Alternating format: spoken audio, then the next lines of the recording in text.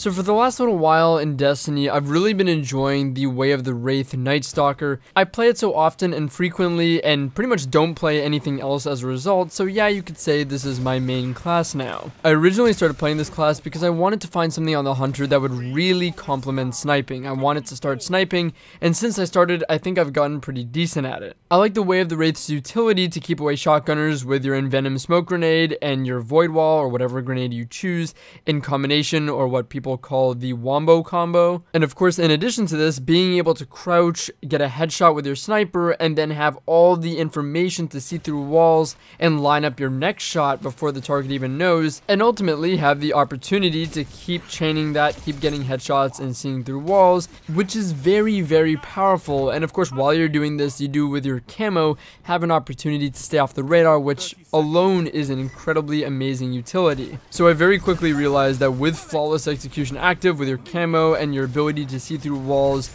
you're really able to make some insane, explosive, crazy plays. It's very high risk, but very, very high reward.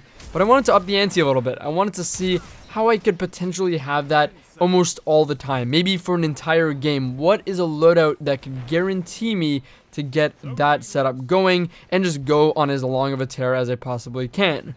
Well, I present to you the Chaperone and Sniper combo for Way of the Wraith. I call this build the Glass Cannon Hunter build because I truly believe it is a glass cannon.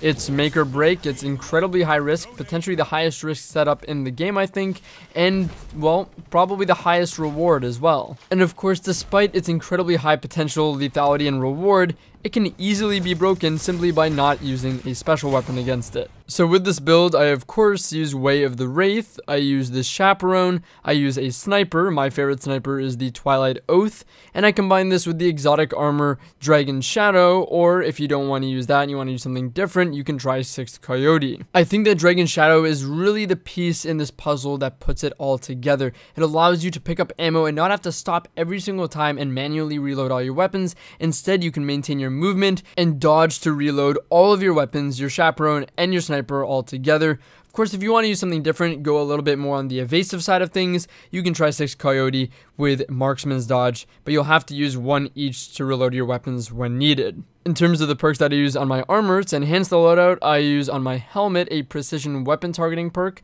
so this provides benefit to both my Chaperone and my sniper. Both weapons are seeing a benefit from this perk. On my arms, I use the shotgun or sniper rifle loader. Either one works well. Personally, I prefer shotgun loader because reloading Chaperone tends to take longer than it does to reload a sniper, so that's why I prefer that. But again, either works. You're going to want to have at least one shotgun scavenger or sniper rifle scavenger in the slot as well. For your chest, of course, I think sniper unflinching is the most ideal and beneficial. But of course, if you can't get that, if you don't have that on your Dragon Shadow, and you happen to have shotgun unflinching, that's not bad either. Either one of those are beneficial. On my boots, I use Perpetuation. This is going to let us get our dodge just a little bit sooner, shave a few seconds off of our cooldown. And on my class item, I use another shotgun or sniper scavenger.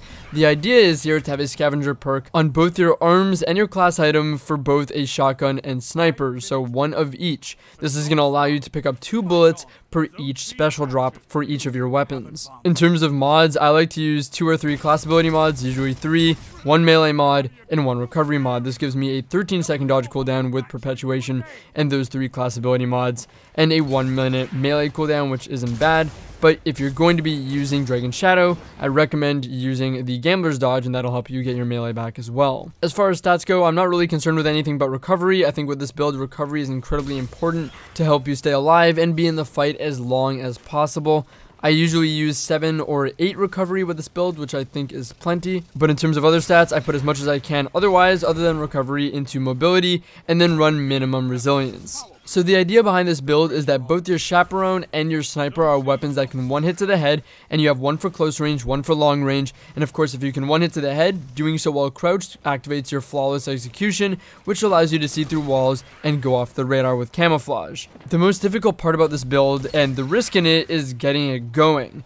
You only get one shot in both your Chaperone and your sniper when you respawn, so you'll have to make it count, and the idea is you want to kill someone while crouched to activate your invis, activate your wall hacks, and of course pick up more special ammo. Once you get one special ammo crate, there's a lot less pressure because you should have a few shots in both your Chaperone and your sniper. But again, once you get your flawless execution active, you are able to go on an absolute tear. When you have flawless execution, this should be your moment of confidence. You should go from playing rather slowly, playing for a pick, to just being hyper aggressive. And the reason you want to be hyper aggressive is because you want to keep your camo active and you want to be able to see through walls for as long as you can. You can continuously reactivate this, and that's what you want to do. You want to keep this active for as long as possible. I think at least for the individual person using this loadout, there's two main things that you need to take advantage of with flawless execution. I think that first and foremost, that's using your camouflage appropriately.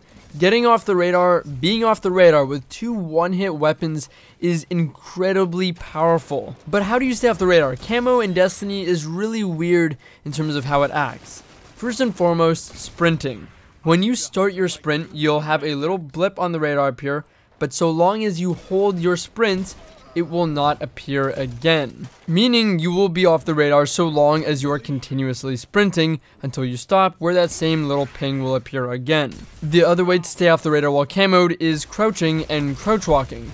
So long as you are crouched or crouch walking, you will not at all appear on the radar when you are in camo. So ideally, to stay off the radar, what you want to do is when you activate your camo is sprint and keep sprinting for as long as you can until you get up to a target. And once you're within range or the proper angle or positioning that you wanted in relation to the target, crouch out of your sprint so you don't appear on the radar.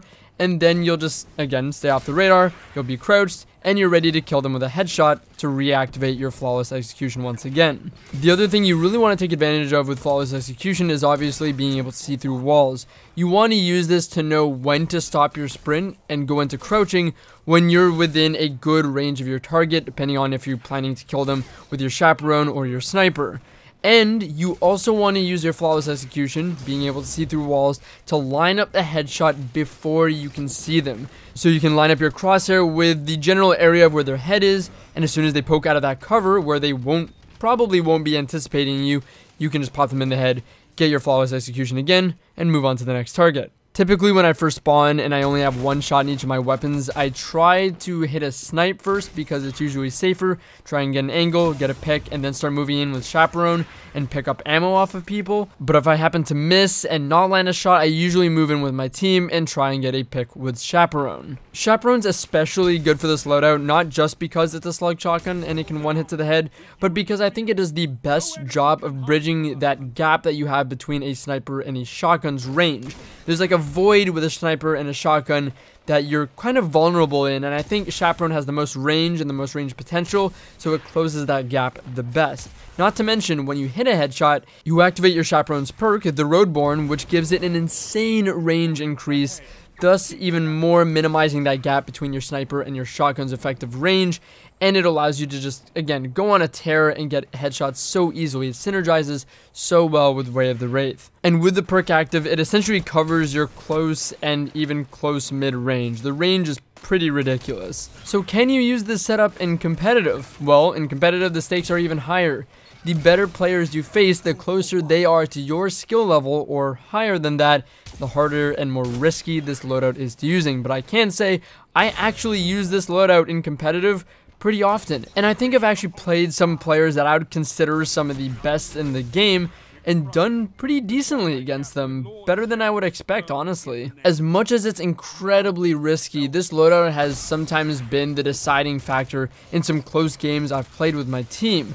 Getting a pick with a sniper and having all the intel of where the enemy is going and where my team needs to push is insanely valuable. Being able to communicate that to my team and always be one step ahead of the enemy, making plays and pushes and pinches on them is just so valuable. But again, it's, I think, the highest risk possible for probably the highest reward. The other thing about using this loadout in a competitive setting is you need to have a team that's willing to be conscious and facilitate this for you. When special drops, when green ammo drops, they need to understand that you probably need to pick it up more than anyone. But if you have ammo, you can call it out and say, I don't need it. For you as an individual in a team and competitive, you have to understand that if you're not involved with those fights that your teammates are in, if you're not taking angles, and most importantly, if you're not hitting your shots, you are putting your team at a massive disadvantage. It's almost like your team is going to have one less player because you're not putting damage in. But of course, as an individual, you have the power to open up your team to so many pushes